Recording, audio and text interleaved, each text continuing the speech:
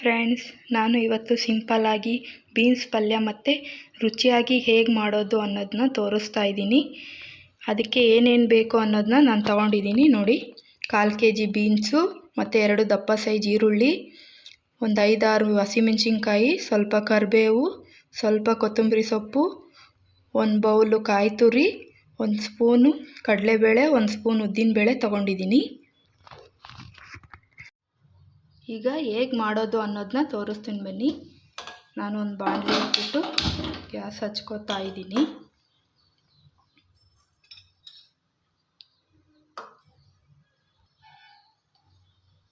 ನೋಡಲಿ, ಬಾಣಲಿ ಕಾದಿದೆ. ಈಗ ನಾನು ಎಣ್ಣೆ ಹಾಕ್ಕೊತಾ ಇದ್ದೀನಿ. ನಿಮಗೆ ಸ್ವಲ್ಪ ಬೇಕು ಅಂದರೆ ಸ್ವಲ್ಪ ಹಾಕ್ಕೊಳ್ಳಿ. ಸ್ವಲ್ಪ ಎಣ್ಣೆ ಇದ್ದರೆ ಚೆನ್ನಾಗಿರುತ್ತೆ ಅನ್ನೋರು ಸ್ವಲ್ಪ ಜಾಸ್ತಿ ಹಾಕ್ಕೋಬೋದು. ನೋಡಿ, ಈಗ ಎಣ್ಣೆ ಕಾದಿದೆ. ನಾನು ಅದಕ್ಕೆ ಸಾಸಿವೆ ಜೀರಿಗೆಯನ್ನು ಹಾಕ್ಕೊತಾ ಇದ್ದೀನಿ. ಸಾಸಿವೆ ಜೀರಿಗೆ ಚಟಪಟ ಅಂತ ಸಿಡಿಬೇಕು.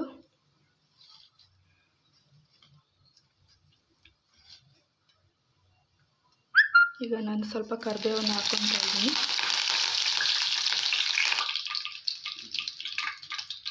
ಕಟ್ ಮಾಡಿರೋ ಹಸಿಮೆಣಸಿನ್ಕಾಯಿನ ಹಾಕ್ಕೊತಾ ಇದ್ದೀನಿ.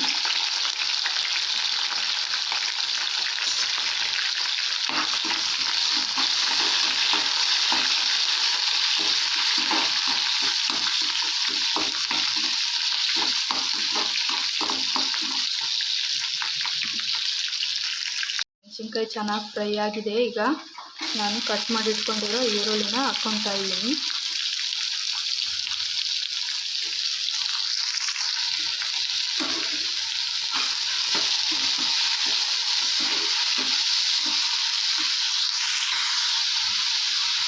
ನೋಡಿ, ಈರುಳ್ಳಿ ಚೆನ್ನಾಗಿ ರೆಡ್ ಕಲರ್ ಆಗೋವರೆಗೂ ಫ್ರೈ ಆಗಲಿ.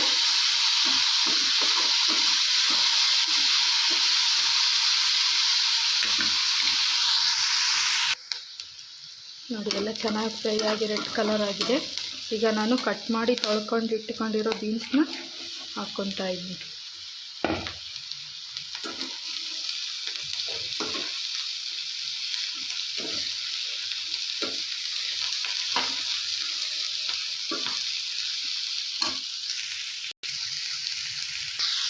ನೋಡಿ, ಬೀನ್ಸ್ ಎಲ್ಲ ಚೆನ್ನಾಗಿ ಫ್ರೈ ಆಗ್ತಿದೆ. ರುಚಿಗೆ ಎಷ್ಟು ಬೇಕೋ ಅಷ್ಟನ್ನು ಉಪ್ಪು ಹಾಕ್ಕೊಳ್ಳಿ. ಉಪ್ಪು ಹಾಕ್ಕೊಂಡು ಎಲ್ಲ ಒಂದು ಸಲ ತುರಿಸ್ಕೊಳ್ಳಿ.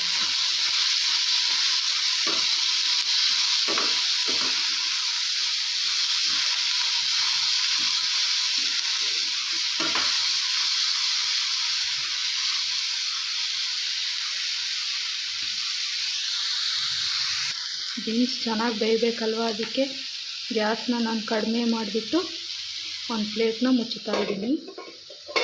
ಒಂದು 10 ನಿಮಿಷ ಮುಚ್ಚಿಬಿಟ್ಟು ಬೇಯಿಸ್ಕೊಳ್ಳಿ, ಚೆನ್ನಾಗಿ ಬೇಯುತ್ತೆ. ನೋಡಿ, ಚೆನ್ನಾಗಿ ಫ್ರೈ ಆಗ್ತಾಯಿದೆ. ಇವರೇನಪ್ಪ ಕಡಲೆಬೇಳೆ ಉದ್ದಿನಬೇಳೆ ತೋರಿಸಿದ್ರು ಒಗ್ಗರಣೆಗೆ ಹಾಕಲೇ ಇಲ್ಲ ಅಂತ ನೋಡ್ತಾ ಇದ್ದೀರಾ. ನಾನು ಲಾಸ್ಟಿಗೆ ಬೇರೆ ಎಣ್ಣೆ ಇಟ್ಬಿಟ್ಟು ಒಗ್ಗರಣೆ ಮಾಡಿ ಹಾಕ್ತೀನಿ. ಆವಾಗ ಪಲ್ಯ ತಿನ್ನಬೇಕಾದ್ರೆ ಕರಮ್ ಅಂತ ಸಿಗಬೇಕು ಕಡಲೆಬೇಳೆ ಉದ್ದಿನಬೇಳೆ, ಆವಾಗ ಚೆನ್ನಾಗಿರುತ್ತೆ. ಮುಂಚೆನೇ ಹಾಕ್ಬಿಟ್ರೆ ಎಲ್ಲ ತರಕಾರಿಗಳು ಬೆಂದು ಎಲ್ಲ ಉದ್ದಿನಬೇಳೆ ಕಡಲೆಬೇಳೆ ಮೆತ್ತಗಾಗ್ಬಿಡುತ್ತೆ. ನಾನು ಅದಕ್ಕೆ ಫಸ್ಟಿಗೆ ಹಾಕಿಲ್ಲ. ಸಪ್ರೇಟು ನಾನು ತುಪ್ಪದಲ್ಲಿ ಹುರಿದು ಕಡಲೆಬೇಳೆ ಉದ್ದಿನಬೇಳೆನ ಲಾಸ್ಟಿಗೆ ಹಾಕ್ಕೊತೀನಿ.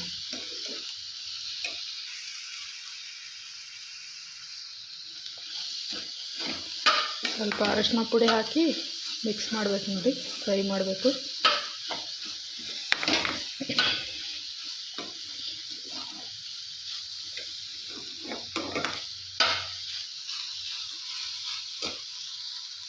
ಇನ್ನೊಂದು 5 ನಿಮಿಷ ಮುಚ್ಚಿಬಿಟ್ಟು ಬೇಯಲಿ. ನೋಡಿ, ಬೀನ್ಸ್ ಎಲ್ಲ ಚೆನ್ನಾಗೇ ಬೆಂದಿದೆ. ಈಗ ನಾನು ತುರಿದಿಟ್ಕೊಂಡಿರೋ 1 ಬೌಲ್ ಕಾಯಿ ತುರಿನ ಹಾಕ್ಕೊತಾ ಇದ್ದೀನಿ.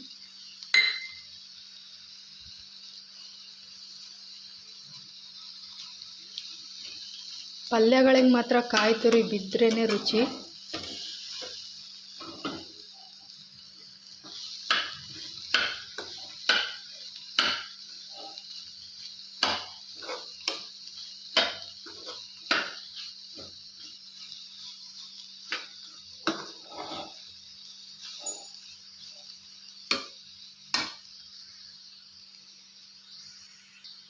ನೋಡಿ ನಾನು ಕಾಯಿ ತುರಿಯನ್ನು ಹಾಕಿ ಎಲ್ಲ ಚೆನ್ನಾಗಿ ಮಿಕ್ಸ್ ಮಾಡಿದ್ದೀನಿ.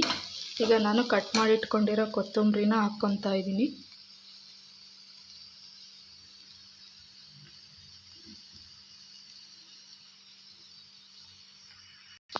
ಹಾಕ್ಕೊಂಡು ಎಲ್ಲ ಒಂದು ಸಲ ಮಿಕ್ಸ್ ಮಾಡ್ಕೊಳ್ಳಿ.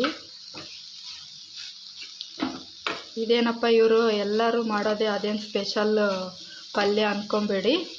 ಕೆಲವ್ರ ಮನೆಯಲ್ಲಿ ಕೆಲವ್ರ ಥರ ಮಾಡ್ತಾರೆ, ಒಬ್ಬೊಬ್ಬರು ಒಂದೊಂದು ರೀತಿ ಸ್ಟೈಲಲ್ಲಿ ಮಾಡ್ತಾರೆ. ನಮ್ಮ ಮನೇಲಿ ಯಾವ ರೀತಿ ಮಾಡ್ತೀವೋ ನಾನು ಸಿಂಪಲ್ಲಾಗಿ ಅದನ್ನು ನಾನು ತೋರಿಸಿದ್ದೀನಿ.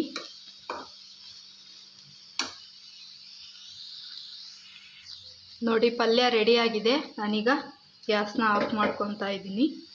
ಈ ಕಡೆ ನಾನು ಗ್ಯಾಸ್ನ ಹಚ್ಬಿಟ್ಟು, ಹೇಳಿದ್ನಲ್ವಾ ಕಡಲೆಬೇಳೆ ಉದ್ದಿನಬೇಳೆ ನೀವು ಒಗ್ಗರಣೆಗೆ ಹಾಕಲೇ ಇಲ್ಲ ತೋರಿಸಿದ್ರಿ ಅಂತ ಅಂದ್ಕೊತೀರಾ. ಆದರೆ ನಾನು ಲಾಸ್ಟಿಗೆ ಹಾಕೋದು, ನಾನು ಮಾಡೋದೇ ಬೇರೆ ಥರ.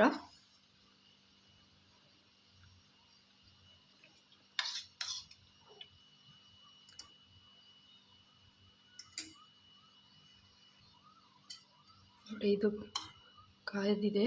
ಈಗ ನಾನು ಸ್ವಲ್ಪ ತುಪ್ಪ ಹಾಕಿ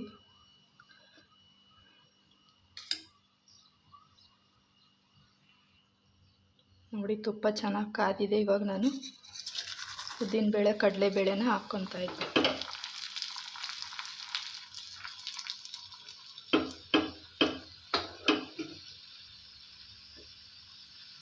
ನೀವು ಇದೇ ರೀತಿ ಮಾಡಿ ನೋಡಿ ಒಂದು ಸಲ. ನೀವೇ ಕಮೆಂಟಲ್ಲಿ ತಿಳಿಸ್ತೀರಾ ಯಾವ ಥರ ಬಂದಿದೆ ಪಲ್ಯ ಅಂತ. ಈ ರೀತಿ ಲಾಸ್ಟಲ್ಲಿ ಫ್ರೈ ಮಾಡಿ ಹಾಕಿದರೆ ಮಕ್ಕಳಿಗೆ ಬಾಯಿಗೆ ರುಚಿ ಸಿಗುತ್ತೆ, ಫ್ಲೇವರು ಚೆನ್ನಾಗಿರುತ್ತೆ. ನೋಡಿ ಎಲ್ಲ ರೆಡ್ ಕಲರ್ ಆಗಿದೆ. ನಾನೀಗ ಗ್ಯಾಸ್ನ ಆಫ್ ಮಾಡ್ಕೊತಾ ಇದ್ದೀನಿ.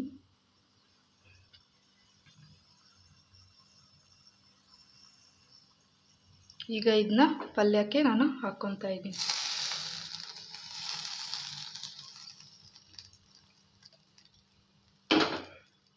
ಹಾಕಿ ಎಲ್ಲ ಚೆನ್ನಾಗಿ ಮಿಕ್ಸ್ ಮಾಡಿಕೊಳ್ಳ್ರಿ.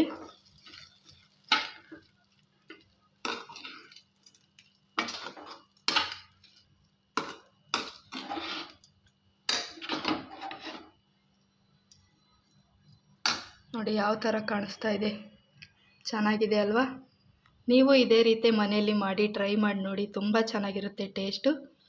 ಹೀಗೆ ನನ್ನ ಮುಂದಿನ ವಿಡಿಯೋ ಮಾಡೋದಕ್ಕೆ ಸಪೋರ್ಟ್ ಮಾಡಿ, ಲೈಕ್ ಮಾಡಿ, ಶೇರ್ ಮಾಡಿ, ಕಮೆಂಟ್ ಮಾಡಿ, ಸಬ್ಸ್ಕ್ರೈಬ್ ಮಾಡೋದನ್ನು ಮರಿಬೇಡಿ. Thank you.